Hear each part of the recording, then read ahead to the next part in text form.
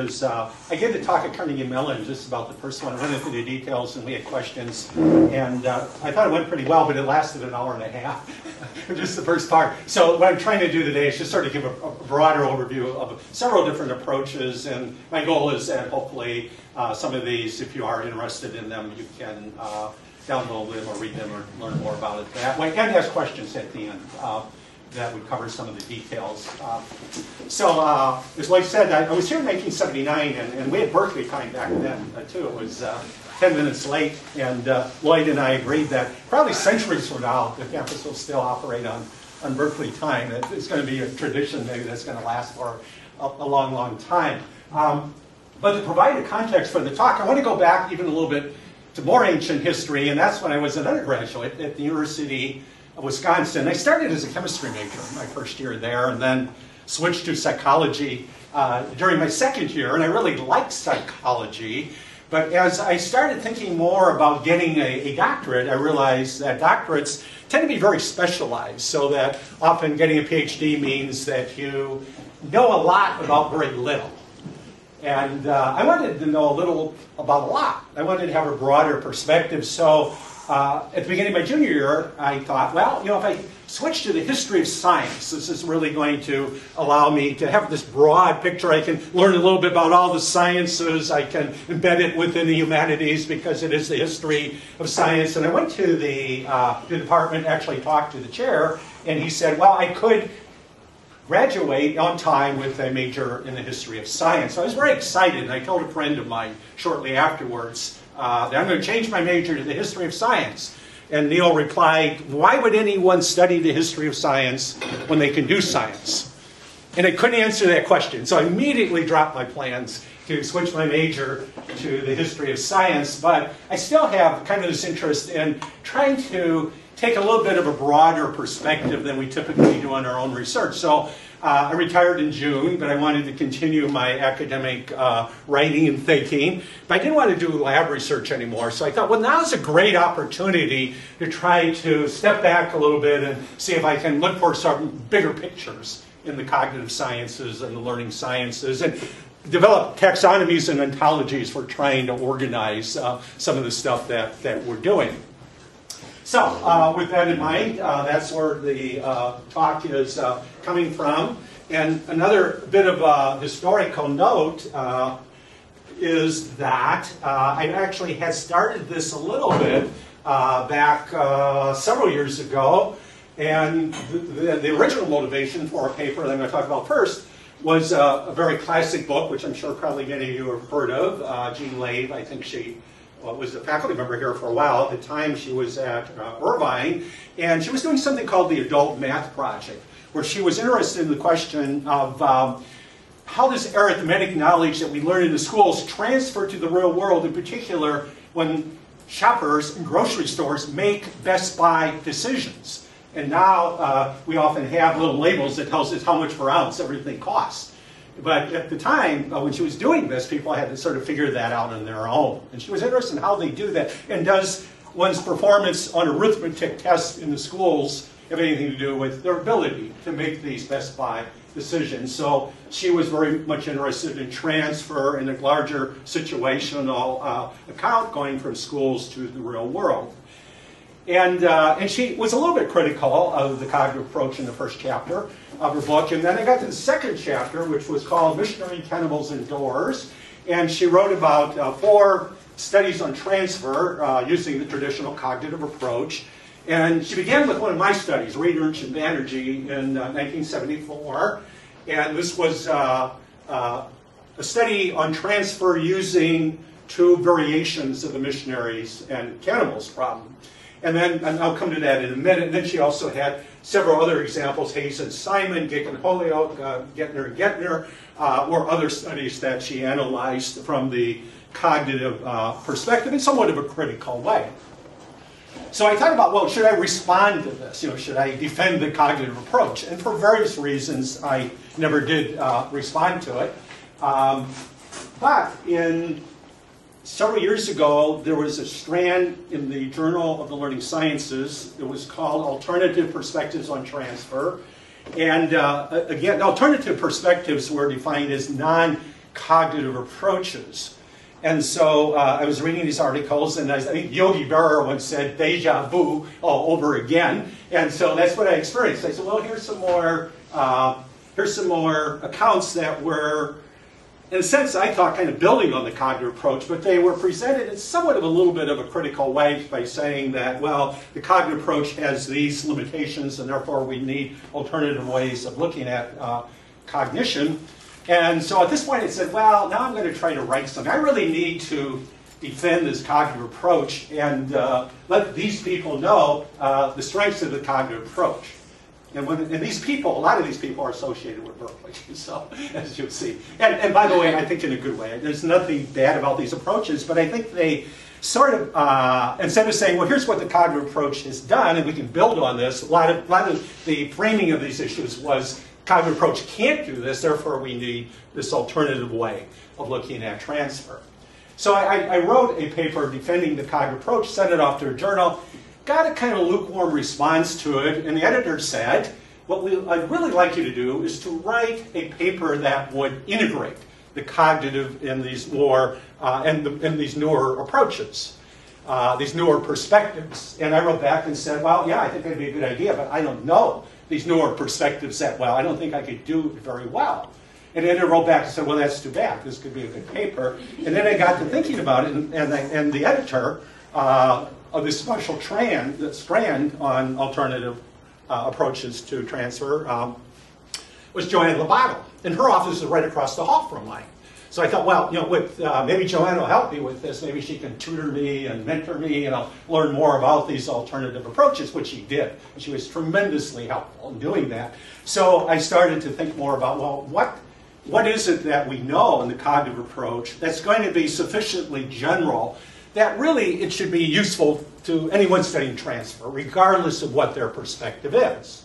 And so that led me to the next slide, which is mapping across knowledge states. So I think one thing we have learned a lot using the cognitive approach is that whenever we're talking about transfer, or just learning more generally, there's a lot of mapping going across various, what I wound up calling knowledge states. And by that I mean, could be lots of different things. Knowledge states could be concepts, they could be propositions, they could be diagrams, they could be problem states. They could exist at different levels of analysis, different grain size. We might just have a few problem states, or we might have an entire search space. We might have parts of diagrams, or the entire diagram.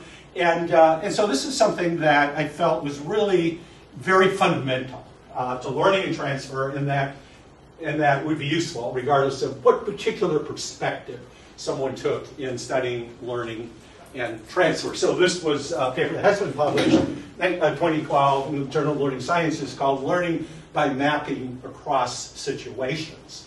And it's a taxonomy, and it looks like this. It distinguishes among three different types of mappings across knowledge states: one-to-one, one-to-many, and partial mappings. And then I distinguish across four different types of situations, problems. A lot of the work in transfer, at least within cognitive psychology, has been transfer across problems. But we can also look at transfer across representations, where representations deal with, might be graphs, it could be mathematical symbols, it could be, of course, text. And so we have to do those type of mappings to solve problems often. And then what I mean by mapping across solutions is where there's more than one solution to the same problem. And then the question becomes, how do those solutions relate to each other? How can we map from one solution to another to show how the solutions differ and how they are similar? And then finally, sort of the heart of a lot of these new perspectives, including Leib's approach, is by context, I mean social cultural context, where there's we might be looking at culture, we might be looking at classroom situations, and so that's what I mean by that. So what I'm going to do is just try to pick out a few of those cells within the matrix to illustrate these concepts, and then a lot of the details are available in this particular paper if you find this interesting. So mapping across problems, what I did is I took three of the four cases that Lev analyzed in her second chapter. The other one, Hayes and Simon, would fall up here. One-to-one mappings are essentially mappings across isomorphic problems, problems that have the same principles, that are solved the same way, but they have different story content. And so the classic case in cognitive psychology is Dick and Holyoake's work on Tucker's radiation problem and various isomorphic versions of that.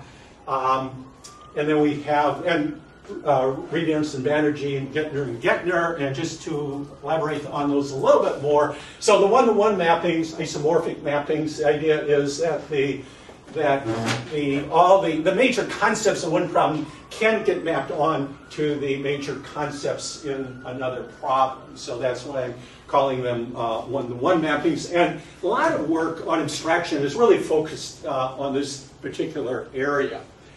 And then if we look at partial mappings, what I mean by that is the missionary cannibals problem had a variation of it. Maybe you've heard the classic missionary cannibals problems where you have 3 missionaries, a boat that can hold 2 people. You want to get them all across the river. Cannibals can never outnumber missionaries.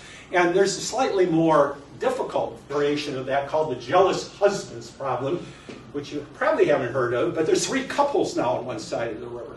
Okay? You have to get them all across the river, and the wife can never be in the presence of another man unless her husband is present. Hence the name jealous husbands problem. And that is can be represented formally as a many-to-one mapping, if we go in this direction, across problem states and moves, or one-to-many mapping, we go in the other direction. But on the left here, what we have are, let's say, 3 different moves that one might make. And if we make them, if we're doing the jealous husbands problem over here, the problem is that all husbands are not equivalent, as are missionaries and cannibals, because they're paired with wives. And so we have to be careful which husbands we move, depending where the wives are. So if we're over here in the jealous husbands, let's say we solve that first, and we might move husband A and B, A and C, or B and C, but all those map onto a single move to missionaries.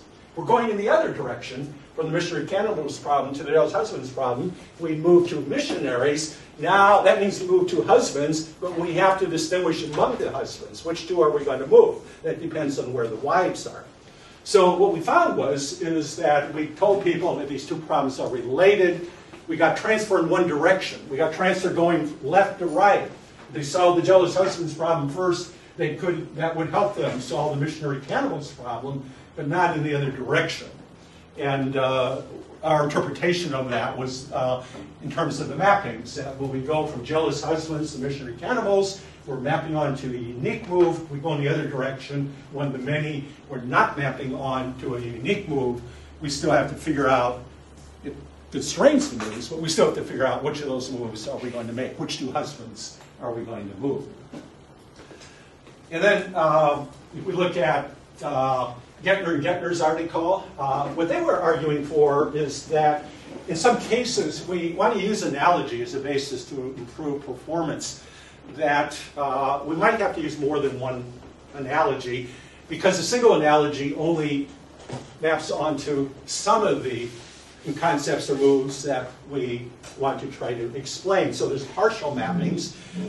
They were trying to get people to understand electric circuits, and they argued that flowing waters, a water analogy, would help them understand the flow of electricity, but it might not help them understand resistance. And they argued that teeming crowds, which is a bunch of crowds trying to get through a narrow opening, would help people better understand resistance. So each of these analogies would help them think about electric circuits, either in terms of circuits or resistance, but each analogy would only explain part of the problem. There's a very nice paper by Rand Sparrow in 1989 where he argues that we're trying to get people to understand things that are really complex. We have to be careful not to oversimplify it, give them a simple example, simple analogy, and that in some cases we have to have multiple analogies in order to help them understand complex domains. And again, this I think is all because of partial mappings, and we might need several different analogies to cover all the ideas that we want to teach. Okay, so I'm not going to elaborate as much on these other columns, but to just give you a little bit of an idea. As I mentioned, mapping across representations is concerned where we have to integrate information. I study algebra word problems, so there's always text involved. They have to read a problem, and then they have to construct equations that have symbols and numbers in them, and sometimes I have diagrams as well to help them. So they have to try to integrate all this information. And I want to focus on this particular work by Greenwald and Van de Sande, show you a particular problem just to illustrate that. And the problem says that Sally's backyard is 40 feet wide by 72 feet long. There's grass that surrounds it, and this is an even border of flowers. And then it tells more about the problem. But the basic, what you have to find here, she wants to walk her dog, and it's essentially you're trying to find the perimeter of this inner rectangle, so you know how many laps she has to make to cover a quarter of a mile. How many times does she have to go around this? So we're basically trying to find the perimeter of the inner rectangle. So the first thing I do, and which I recommend, and hopefully you do it too, is that if you get a problem like this, is to sit down, try to solve it. Don't read the answer, because I think if you think about it first, it'll really help you understand the paper better. So I sat down and tried to solve it, and it took a little bit of thinking. It wasn't real simple for me, even though I study algebra word problems, but I did solve it, and I solved it in the way that the teacher solved it. Now, at this point in the instruction, so this is the class had figured out that the area here of the inner rectangle is 1,680 square feet. They figured that out. So now they're trying to multiply the length times the width to get 1,680. And they're doing that by taking this unknown variable w, which represents the width of this even border of flowers. So that's the unknown in this particular equation. Now, a student, so this is what the teacher had done, but she didn't tell the students that. She's trying to get the students in class to work through the problem. And one of the students comes up with a way of representing W two different ways. And for the student, one representative W was in terms of the W here going across, and then another representation over here was the W going down. And notice that, and this is in the article, but not here, I have a W1 and a W2. Because the student was really thinking about that as two different variables, two different ways of representing W. And I think what happened here is that the teacher, in explaining this, said, well, we have to find this unknown variable W, and she put a question mark up here, and then she put a question mark over here, and for the teacher, the question mark represented the same unknown value, or this variable. This is an even border. And I think the students took the two question marks to mean, or this particular student did, that these are two different variables of W that we have to find. Now, when I looked at, so now I'm reading the article. I previously solved it like the teacher did, and I'm reading this article, and I'm looking at what the student's doing in the article, and I'm thinking, I don't know, I can solve the problem this way. This might not be a very, this might be a dead-end solution. But to the teacher's credit, what she did is, instead of dismissing the solution, so she's still working with the class, she's saying, well, I really don't understand this. And she didn't. She was struggling with it, and I was struggling with it. The difference is she's struggling online. She's in front of the class, and I'm sitting here reading the article. And I'm wondering, can this really work? And so she stays with it. And she says, well, can we really solve this problem where we have two different variables for W? And it turns out that the class eventually does. She said, well, we have these two variables. We're going to need two equations, since now we're trying to solve for two unknowns. So they were able to come up with two equations and solve the problem this way. And they had already talked a little bit about solving two equations where there's two unknowns. And so this was a learning opportunity to further develop the idea of how do we solve problems where there's two unknowns and we need two equations to do that. So in the end, they wound up with a very successful solution. And that leads into the kind of the next slide and row, which is how the solutions compare with each other. Alan Schoenfeld, when he teaches his math classes here at Berkeley, gives students a rather challenging problem, and then one comes up and they put a solution on the board, and then the class figures out, well, is the solution correct? And once they determine that is correct, Alan says, okay, solve it again. Let's come up with a different solution. So they'll come up with a different solution, and then Alan would often say, I'm told, I've been in one of his classes, but Alan would say, okay, let's solve it again. Let's see if we can come up with a third solution. Now, Alan told me the reason he does this is that in the future, you never know which of these three solutions are going to be most helpful for solving some problem further down the line. And so what we're concerned here with solutions, multiple solutions, and how they compare. And what I found in some of my work, and I think others have too, is that when we look at solutions to problems, my bias, which I relate to elegance of solutions, is let's come up with the simplest solution we can. You know, why come up with a more complex solution if we can come up with a simple solution? Simple solutions are probably more elegant than complex solutions. But when we think about transfer, when we look at transfer, sometimes it's the more complex solutions that transfer better, because there's more information in them that can be carried over. And so we go back to the problem where they had this more complex solution in the Greenland Van de Sande article about the garden border problem. Nonetheless, it was more complex, but it gave them some practice in solving for two variables using two equations. So these more complex solutions then can be less elegant, but in fact sometimes more useful further down the line when you have to transfer information. Well, finally, that last column,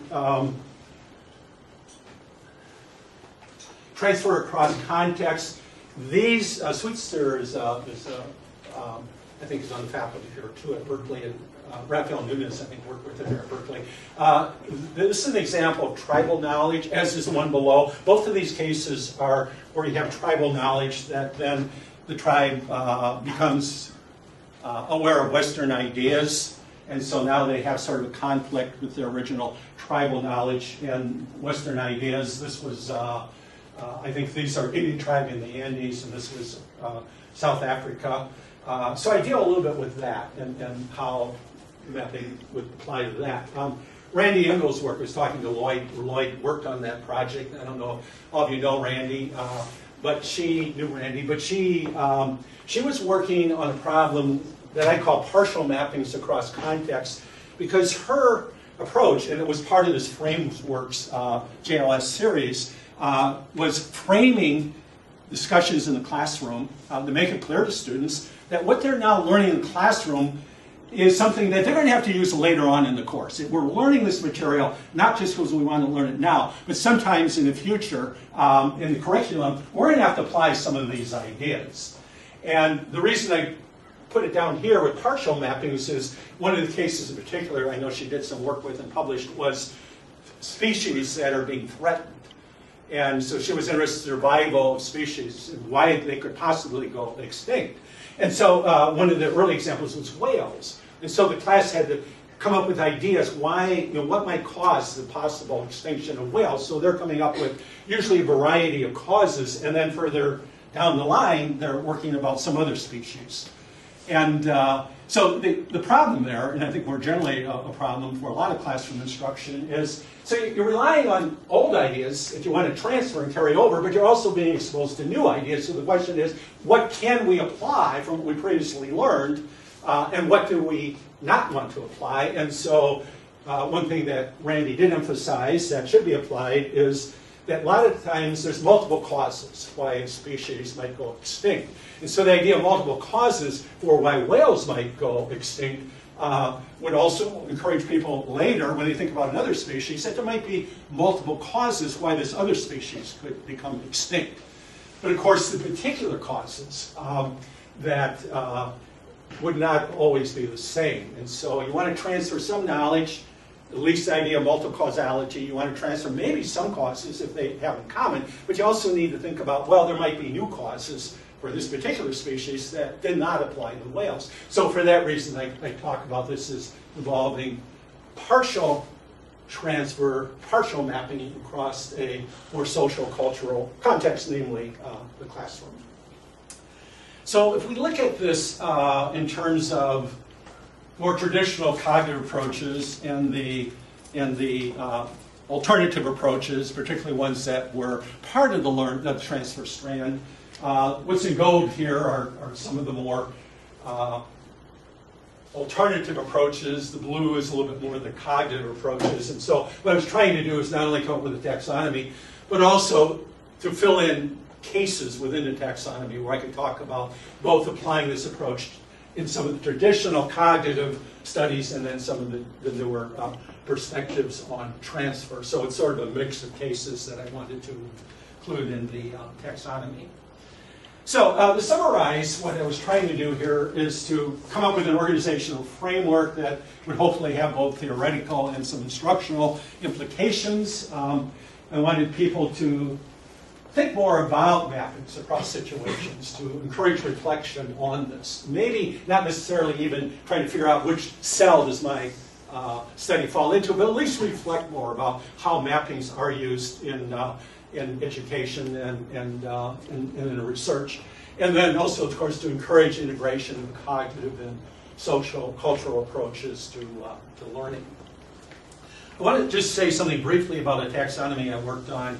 This is still a work in progress. I have a paper called a Taxonomic Analysis of Abstraction, and I sent it to educational psychologists in mid-February, and I still haven't heard. So I'm hoping when I finally do get some feedback, it will be useful feedback. And just to briefly give you an overview of this, the idea is that, of course, abstraction is very important in education.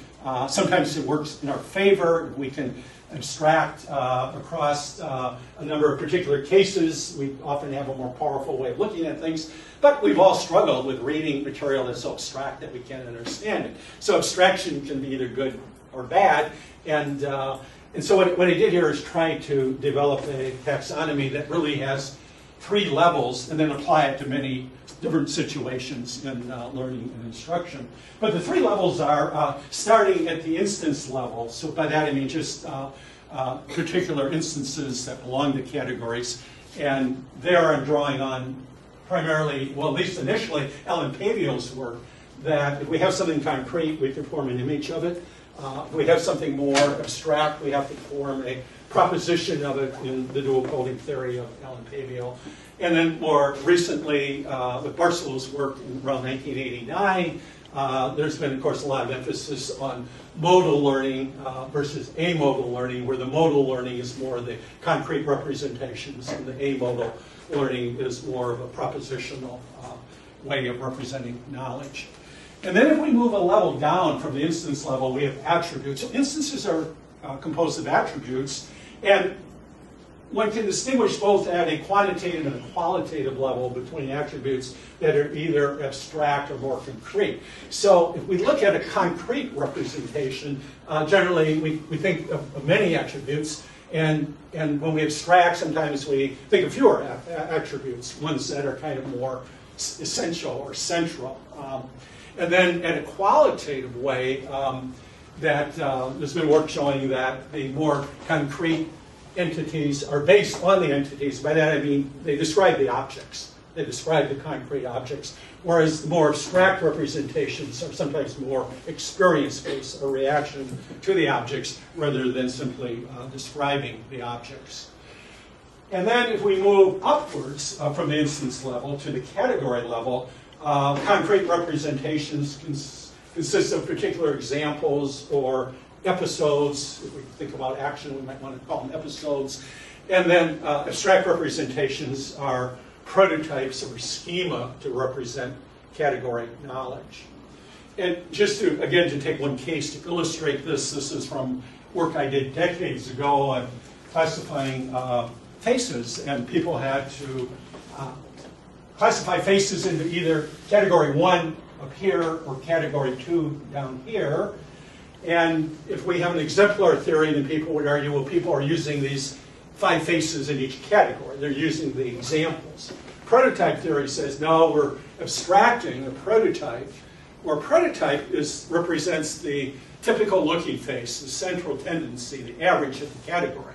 So a prototype, the average looking face for category 1 would look like this. This would be the category 1 prototype. And an average looking face for category 2 would be this face here. This would be the category 2 prototype. So at the category level, and for this particular problem, not for all of them, but this particular problem, I found evidence for prototype abstraction, and people were representing each of these categories by prototypes.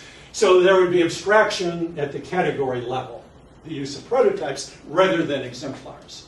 But there's some evidence that when people would abstract these prototypes, that they would retain these prototypes as visual images. So you'd have a visual image of what this prototype looked like, store that in memory. We'd have a visual image of this prototype and store that in memory. So at the instance level, the prototypes would be stored as images rather than as propositions. So at the instance level, these would be very concrete representations. So we have abstract prototypes that are represented concretely as an image. And then finally, if we look at the attribute level, there's not abstraction of attributes in the sense that the attributes that these prototypes have are the same attributes as the exemplars have. We still have 4 features in both of these cases because the prototypes are averages. So we still have the same number of features and in prototypes as we do in the exemplars. So at the level of the features, I would argue that we don't have here an abstraction of features. We have the same number of features in the prototypes as we do in the exemplars. So we have abstraction at the category level in terms of prototypes. The prototypes are stored as images, then we have a concrete representation of those, and if they have the same number of attributes, the same attributes as the exemplars, then we have a concrete representation of the features. So you can see how these various ideas combine, and I think when we look at whether abstraction is being involved for various types of learning, that I think if we think about it at the category level, the exemplar level, in the feature level, that we'll have a better way of thinking about it. Often in studies, people might just focus on one of these 3 levels rather than considering all 3. So let me switch to ontologies, talk a little bit about formal ontologies. Paper that I'd recommend people read, if you haven't already, Tal Yarkoni wrote a paper in Current Direction Psychological Science. It was called Psychoinformatics, New Horizons at the Interface of the Psychological and Computer Sciences. And what he's saying is that we now have there's many ways in which the computer sciences, or sometimes I call them the information sciences, but it's work using computers, are helping us think about how do we organize data and think about data. And I was really excited to see that paper because for several years before that, I'd been thinking about using formal ontologies as another way of organizing information in the cognitive learning sciences. And I found it very difficult to get into to understand formal ontologies. And the reason is that a lot of these papers were published in engineering conferences, and they were just published as proceedings rather than as papers. And then in 2011, I came across this book by Adam Pease. It was called Ontology, a Practical Guide. And Adam just did a beautiful job of bringing a lot of this research together and describing it in a very, very readable way, how ontologies work. And Adam is the technical editor and the main contributor to what I think is by far the best ontology that we have. It's called the Suggested Upper Merged Ontology. It's owned by IEEE, the Institute of Electrical and Electronics Engineers. And what they try to do really is to bring together a number of separate ontologies and kind of combine them into a single large ontology. So Adam and I started collaborating and putting together some ideas as to how this work in the information sciences might relate to work in the cognitive sciences. And although both fields are very concerned with the organization of knowledge, it's been very little cross-referencing. You know, the people in computer and information sciences are doing all this stuff like ontology web language to organize information on the web, and of course we're doing a lot of organizational stuff in psychology, but rather independently. So we have a paper in press now that it's called Framework for Constructing Cognition Ontologies using WordNet, FrameNet, and Sumo. And these are three examples, I think, of very valuable sources, online sources, that are available. Just by Googling them, you'll get to their website, and then you can see how they work. But let me tell you just a little bit about them. And what we're trying to do in our paper is to explain what these three sources do, and then apply them to some work in cognition. So WordNet was initially established by George Miller at Princeton. It's a lexical database of definitions, and I think it's so important that we start with definitions. We're going to organize knowledge. We have to define our terms as the starting point. And so WordNet is widely used in information sciences. It's now being continued by Christine Feldbaum at Princeton, so it's an ongoing project. FrameNet was established here by the linguist Charles Fillmore, and it deals with frame semantics, and that is also being continued here at Berkeley by Colin Baker, and again, it's online. If you just want to Google FrameNet, you can see what it does. I haven't lectured for, being retired means I haven't lectured for a while, so I'm sort of losing my voice. And then Sumo, the suggested upper merged ontology, is a formal ontology by Adam and Niles, Pease and Niles, and it consists of about 1,000 terms. So in this paper, first of all, one of the things we do is try to explain a little bit about what these various resources do, and then we apply them to some problems in cognitive psychology to show how they might be applied. Here's an example of kind of the top levels of the Sumo hierarchy. Almost all hierarchies that are formal ontologies start with something at the top, which is typically called entity. Entities are divided just into two parts, abstract and physical. Physical is just divided into two parts, objects and processes. And of course, there's a lot of processes. Intentional process is one thing, and then there's a lot of intentional processes, and guiding is one. So this shows just a small piece of the hierarchical structure of Sumo. And again, all ontologies work this way, where you have a single entity and you're breaking it up into a very detailed hierarchy. Then one way we did apply it is that we could take a taxonomy and try to represent it. Think about in terms of ontology. So I selected, Marvin Chun wrote this paper, a chapter for the Annual Review of Psychology, I think in 2012.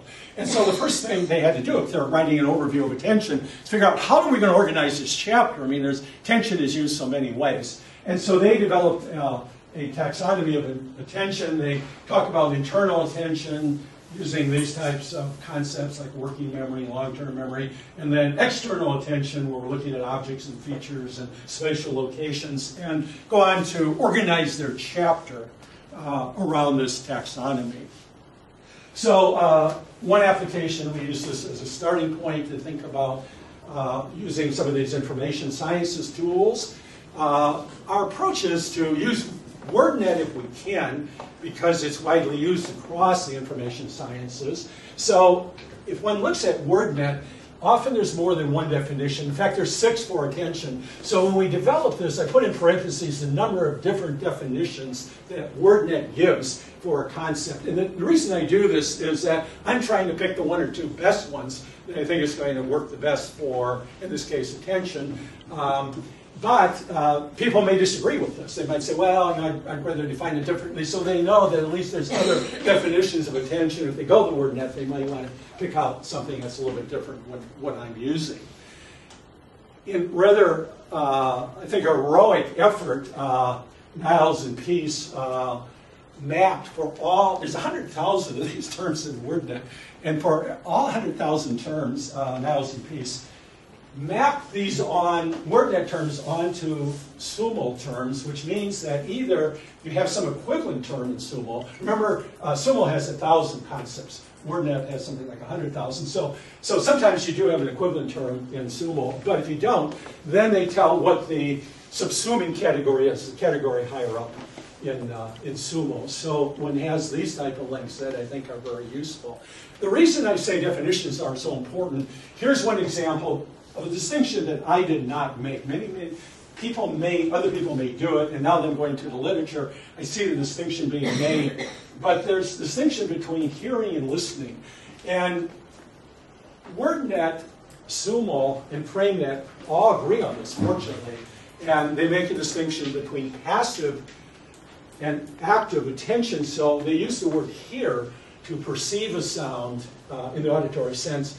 And listening is more of an active type of hearing where you are hearing with intention. So again, I think it's just illustrating that we need to start with definitions, and in many cases we can get them from WordNet, but not always. So I'll show you some examples of where our backup source is the APA Dictionary of Psychology, because that gives more domain-specific references that might be helpful where the more generic references in WordNet may not always work. So to show an example of that, so anyway, what we did is we had we took some of the major concepts from the taxonomy: external attention, internal attention, capacity, cognitive load, selection, and conscious awareness. And then for each of those, I added about 7 or 8 premises. And premises are simply statements that either that represent, in my case, what I think is really important. What do we really know about each of these areas? And they usually include, at least one of them is usually a definition, and the others might include theoretical ideas or important empirical findings. So again, I have about 7 or 8 for each of these. Now eventually, if we wanted to make a real formal ontology, these premises would have to be stated as axioms, where you could use logic to do deductive reasoning. We're not at that point, and I don't know if we'll ever get to that point, but we thought a good starting point would be just to express these things as something that's very readable. Axioms are hard to read. They're expressed in first order logic, and they're not very reader friendly. So, but at some point we might take premises and actually convert them into axioms if we wanted to do a formal ontology. Here's some examples of premises. You know, I was really surprised by, George Miller, of course, is famous for his paper, The Magic Number 7 plus or minus 2, limited capacity of short-term memory. But when you go to WordNet, which he designed, there's no good definition of capacity, psychological definition in WordNet. It talks about capacity as a volume, for example. So here we went to the APA dictionary to get a definition of capacity.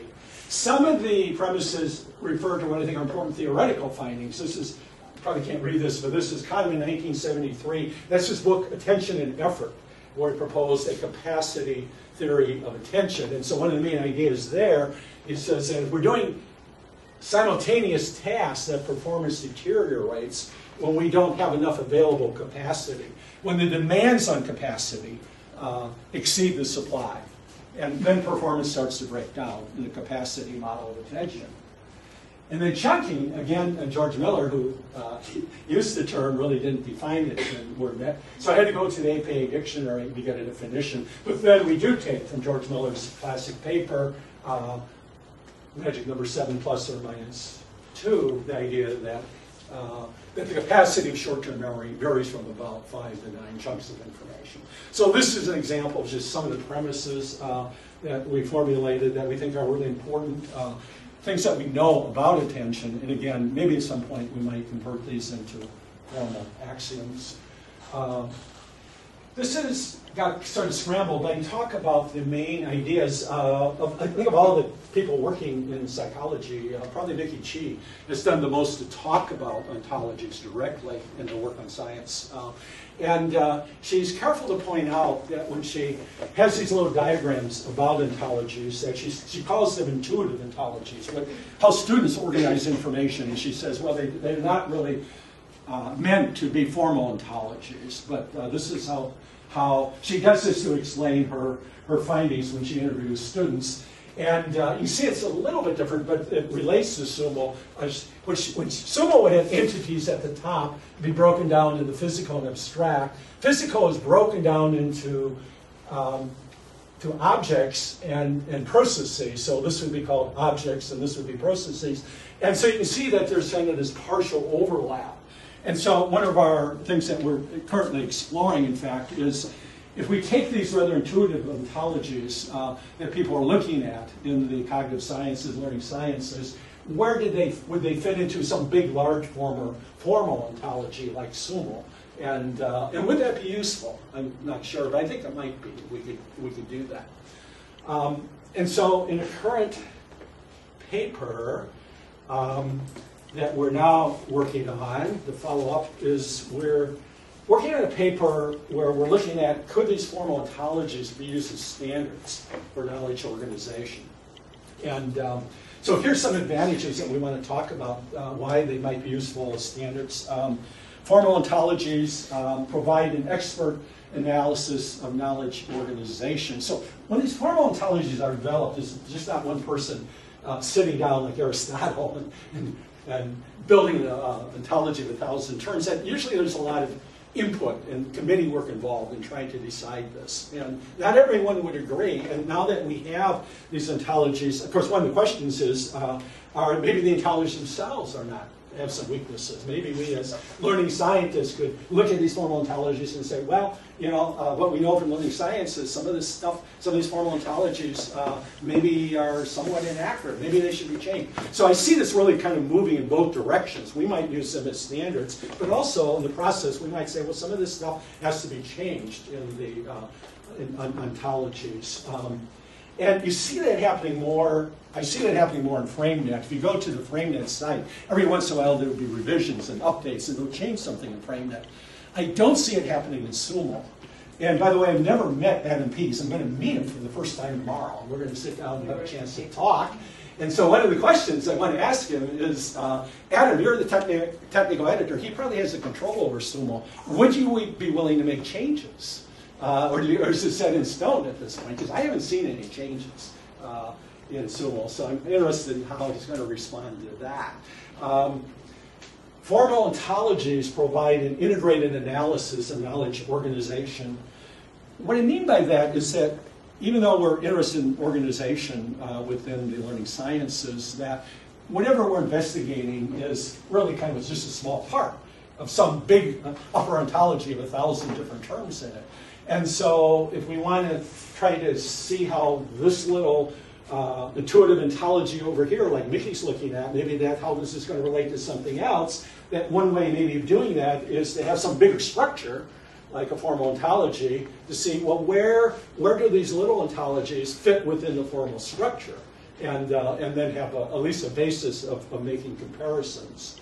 Formal ontologies provide a shared language for discussing knowledge organization. And again, this actually includes the WordNet or maybe APA dictionary definitions. That I think one of the real problems is that that people use terms in different ways. And again, I think the foundation really is that we have to really define, have some type of definitions. If we had some type of formal ontology, if people wanted to use that ontology, then we would have sort of a shared language, assuming that we agreed on some definitions, then we would have a way of looking at knowledge in a way that would be, we could go through this reference standard. Again, we may not agree with everything, but at least we would have some type of reference standard that we could go to as a basis for discussion.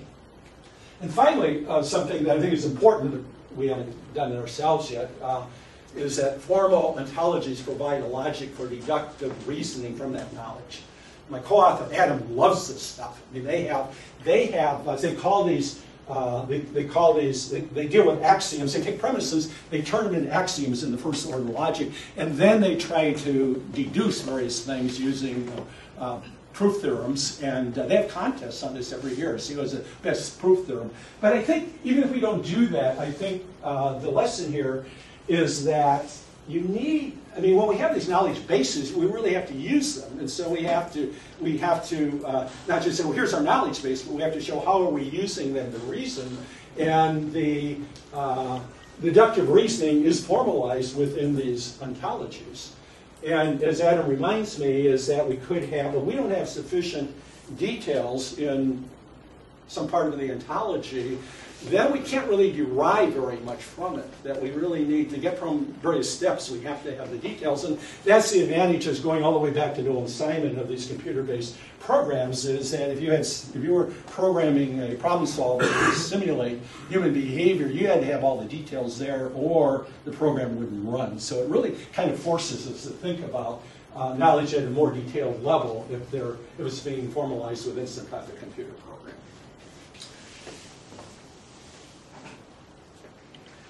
So I want to thank you for coming today, and the Center for the Study of Language and Information for supporting my year here at Stanford, and also Jay McClelland is my host, and Jay is super. He's in Amsterdam now, receiving his second $200,000 prize in the cognitive sciences. The first came from the Academy of Sciences that Dick Atkinson had established a prize, which he shared with Elizabeth Spelke at Harvard, but they both got $200,000. And then there's another prize in cognitive sciences that he's now getting in Amsterdam. So, but the exciting part for me was that Jay has now just started to study mathematical cognition. He's very well known for his work with neural networks, and he studied a lot of things, perception and language with neural networks, but now he's studying mathematical cognition. So that'll be an exciting project that I'm trying to also contribute to, and because it keeps me grounded. I'm thinking about these very abstract things of organizing knowledge, but it'll be a way of sort of keeping me grounded in research. So now, if you have any questions, after all that, I do have some time left for questions.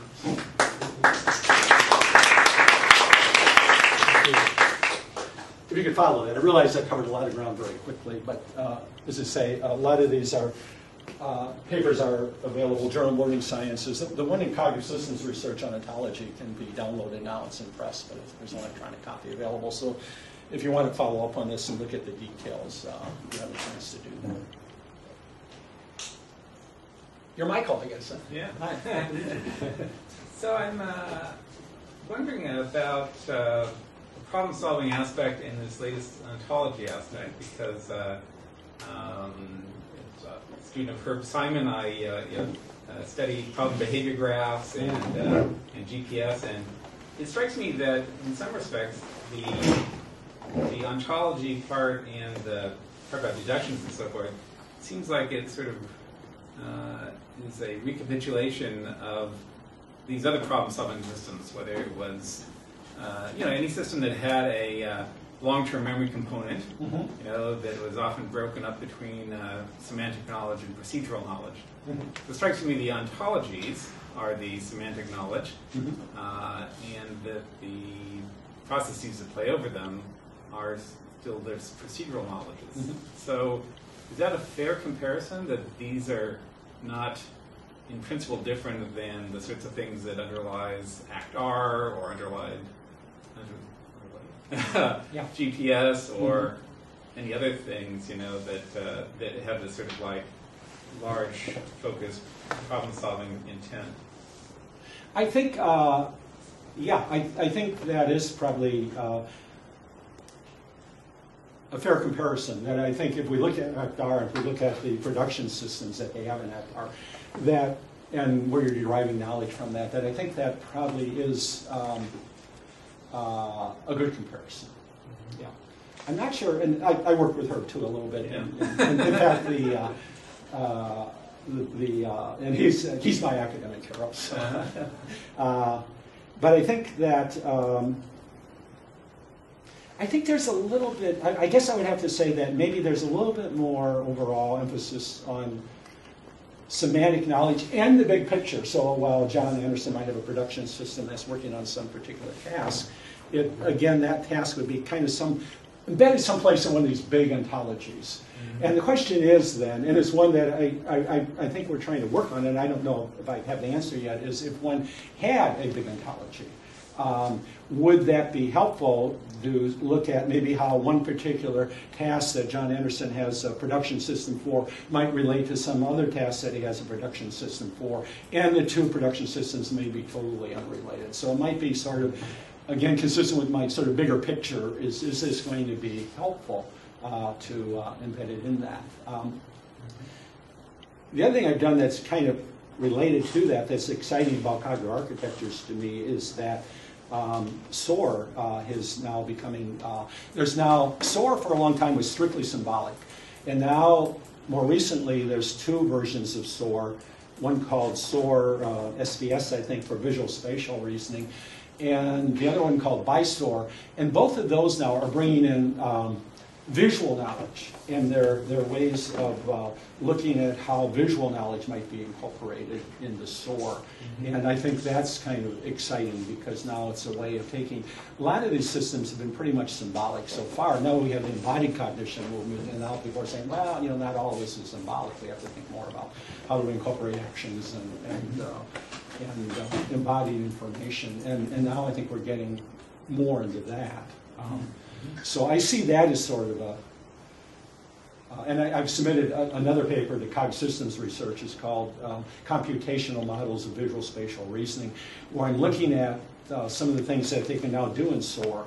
But the problem is the examples that they give in SOAR are sort of good AI examples, but they don't really represent very much the cognitive research. And so I think the challenge for us is to say, well, let's take some of the things we know about cognitive research and visual spatial processing, and now we have a bigger cognitive architecture that we can embed that in and talk about, and that will be more realistic for what people do rather than some of the examples that are coming up with SOAR.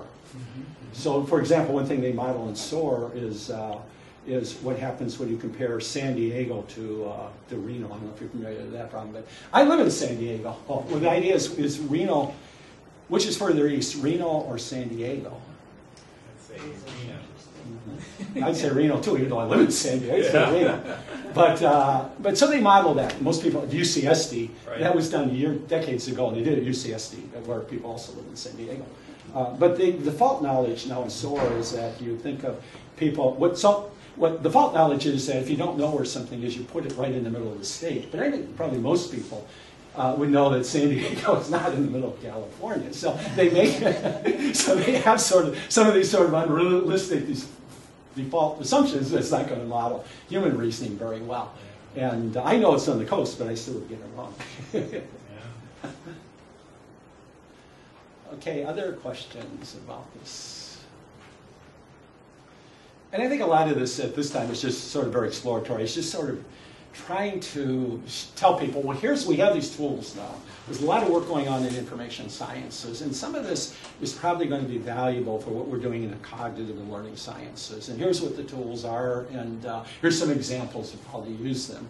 So I think that's sort of, I think what Adam and I are trying to do is just introduce people to these tools and have them take a look at it and show them how they might be used. So just following up, would Watson does Watson have an ontology? Because it can beat all these Jeopardy experts in terms of its ability to spit out answers. It's not clear that it's a fair test, but I mean, it can say things like, what is Copenhagen, and so it has processing. I don't know the architecture of Watson, actually. I don't either. I know that they may be using, there's something called the Ontology web language. And that sort of organized a lot of information on the web. And so I'm guessing that maybe, oh no, I do know, Watson has kind of, I think Watson does maybe have kind of a simple ontology. It's not the ontology web language, and it's not SUMO, but it does have an ontology that they're developing and working on. And it did work out, I guess, pretty well. But what's amazing about that, I think, is that, 20 years ago that Big Blue beat the Grandmaster in chess? I mean, that was about 2 decades ago. And so we think of chess as something that's really very, very intellectually challenging, and yet they could program that like 20 years ago to beat the Grandmaster in chess, the World Championship, Kasparov. And then it took them like another 2 decades just to answer these questions. And so and part of that was just trying to figure out the questions. I mean, they're kind of tricky questions to understand language. A lot of it actually had to do with natural language understanding, which is easy for us, but hard for computers. So it's just sort of the inverse of what we can do well and what computers can do well. But computers are really sort of catching up with everything, as revealed by Jeopardy. Watson winning Jeopardy, as Big Blue 20 years earlier had won chess. Okay, other questions about any of this? Yes. So what would you say is a research agenda that you would recommend given this area of investigation? I mean, so how would you test it? How would you know that you added value by doing this kind of an intellectual exercise?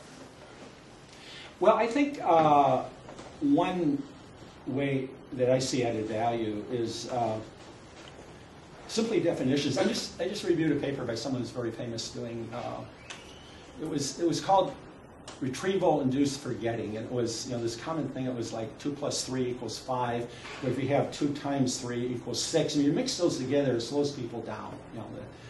And I said, and so one of my comments as a reviewer was, well, people really don't forget this. I mean, they maybe slow down if they have 2 × 3 = 6, and they're a little bit slower than saying 2 + 3 = 5. But I said, that's not how I think about forgetting. I mean, people still remember that 2 + 3 = 5. And I think maybe a word like interference would be better to use. And the reply back was, well, we've been calling this retrieval-induced forgetting now for the last several years, and we've used it in all our papers, and therefore it's going to be hard to change. I think defining forgetting, and so what I wrote back is that, well, if you define maybe forgetting in terms of memory strength, rather than as all or none. So people kind of remember these things, but maybe when we're feeding information, it kind of reduces our memory strength for 2 + 3 = 5. And so we're a little bit slower in responding to that. And then we have competing responses, 2 × 3, because we say 6, or we say 5. And then if we talk about competing responses in terms of memory strength, that then we would have sort of some type of underlying unit of analysis where I think a lot of this could get tied together. Because then we're talking about interference and forgetting and inhibition in ways that I think was not very well integrated. And I think it goes back to the problem. It was just, first of all, they didn't really, I asked them for definitions and they didn't give me any.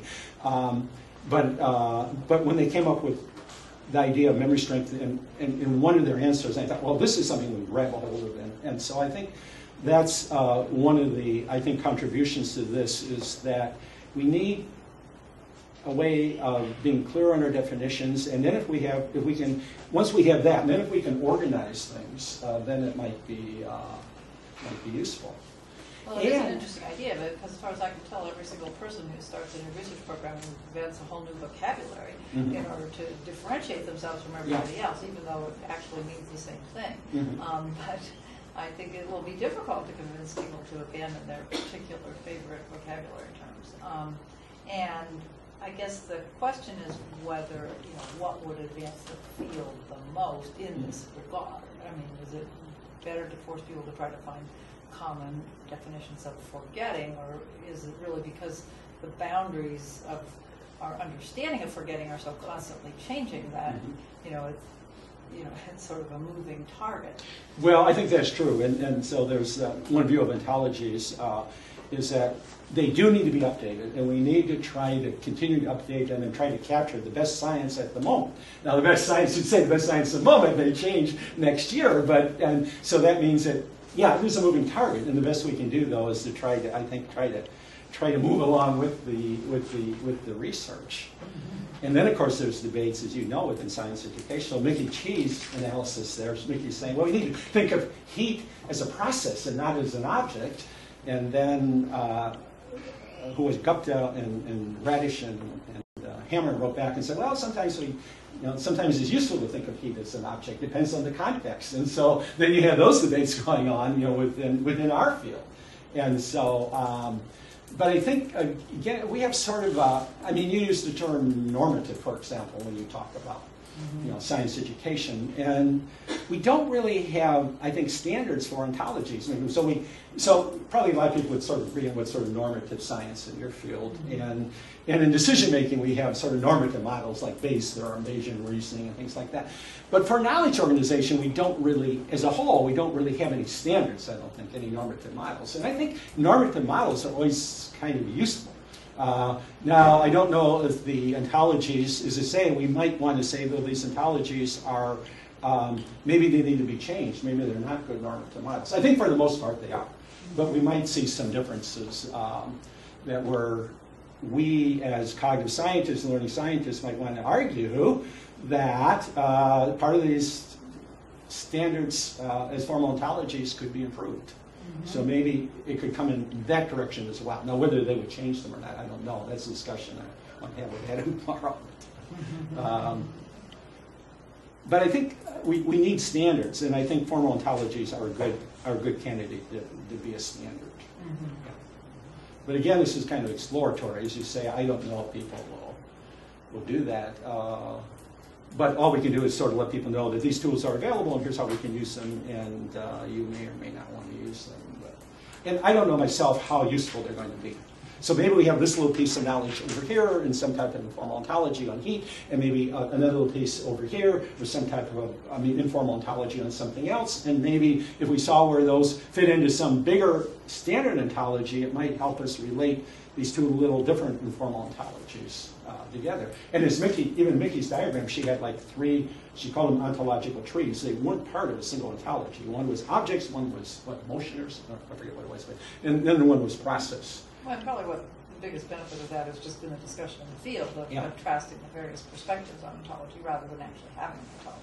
Yeah, and I would have no idea myself how they would fit into some type of formal ontology. I mean, that's the way I would probably think of them too, is that, well, how did this fit together? I don't, until I started studying ontologies, I probably wouldn't know.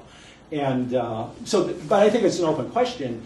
If we had an formal ontology, or just any type of really big ontology to fit this into, would that be helpful for thinking about things and for organizing the literature? And that's sort of an exploratory question. And it's a good question. I don't know the answer yet.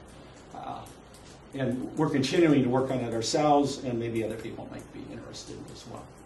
Hopefully someone like you. I don't think so. Thank you very much. Any other questions? Yeah, Michael. By the way, Palo Alto is to the east of Berkeley. So as you drive back there, you can try to figure out why. But I'm sort of curious by the, and I'll have to look more closely at your JLS paper about this, but it struck me that sometimes I think context is overblown, or I should say, they could say context or potentially culture, and sometimes underblown. So, for instance, in the Lave work and the adult math project, this doesn't come up very often, but I think that the central finding in it is kind of a canard. That is, her finding that there was no correlation between people's in-school kind of math performance and their performance in the grocery store. Part of the difficulty is that the participants were really sharp people around the university, and so they all scored very high on the in-school math thing. So there was a restriction of range, so she never could have found a correlation. So the absence of a correlation really didn't mean anything. And also methodologically, she let people just not do tasks if they didn't want to in the grocery store. So there I think the context was sort of overblown. And then I'm thinking back to the classic Reed, Ernst, and Banerjee paper, which I read many times. And my recollection of it is that the cannibals actually morph onto the wives rather than the husbands in terms of like the state space. That's right. That's true. Missionaries corresponded to the husbands. Right. Cannibals to the wives. Which is just the opposite of what one would expect from sort of the semantics of who's more likely to be predatory and such. Yes, exactly. And so one of my thoughts was maybe it wasn't so much the many-to-one aspect that inhibited the transfer, but that sort of semantic, cultural kind of role orientation. I wasn't sure if you addressed that in that. We did not. Yeah.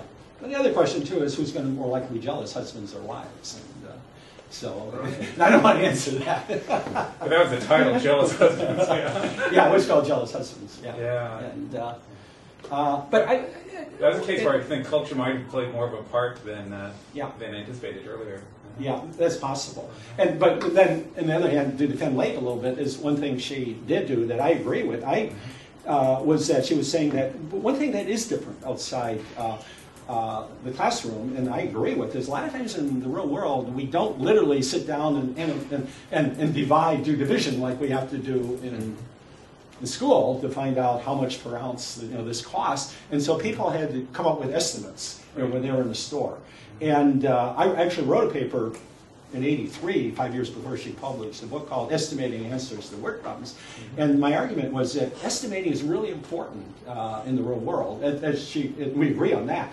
And I think even though the AAAS and NCTM both around 1990 came out in statements saying that estimation is really important in problem solving, I think today in our classrooms we still do not have enough emphasis on estimating answers to problems. And I think, and again, I think, just think of how many times we have to estimate answers to problems in the real world, as opposed to sitting down with the calculator and calculating the exact answers. And so that would be one of the reasons why I think, and I think that's what Leigh emphasized most, is that, okay, that they were estimating in the store and they were solving analytically. We solve analytically in the classroom. And I agree with her on that, the importance of estimation. Yeah, I agree with estimation too. And I've done a fair amount of bits of work about myself. Yeah. Other questions? Okay, well, thank you again for coming. And you're interested.